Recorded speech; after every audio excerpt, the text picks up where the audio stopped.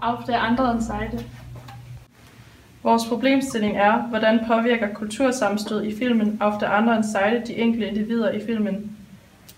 Hvilke forskellige kulturer mødes i filmen? Hvordan påvirker Lottes tyske livsstil Aiden? Hvordan påvirkes Nihat af sin tyrkiske far Ali?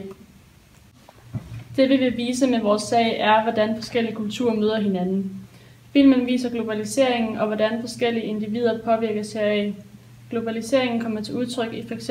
gæstearbejdere fra Tyrkiet som Ali, flygtninge som Aiden og Jeder, og Lotte og Susannes rejse til Tyrkiet for at befri Aiden fra det tyrkiske fængsel.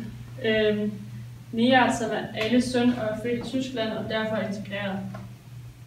Auf der anderen Seite er en fiktiv film, men den er skildret realistisk. Kulturfilm er en del af det humanistiske genstandsfelt.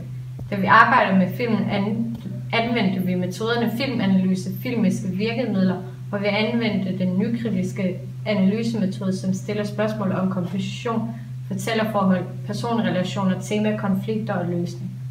I filmen mødes den tyrkiske og den tyske kultur. Lotte og Susanne er fra Tyskland, hvorimod Ali, Nihat, Jeder og Aiden er fra Tyrkiet. Gennem filmen får vi et indtryk af, at Tyrkiet ikke har de samme friheds- og menneskerettigheder som Tyskland. For eksempel bliver Aiden og hendes organisation fængslet for at demonstrere. Vi får indtryk af, at kvinder bliver undertrykt af de tyrkiske mænd. For eksempel da Jeder siger til Ali, at hun ikke er hans ejendom, slår han hende. Uheldigvis døde hun af det, og det bliver man straffet for i Tyskland. Han blev dømt for uagtsomt manddrab. Mændene har flere rettigheder i Tyrkiet, og det vil derfor ikke være en lige så stor straf der.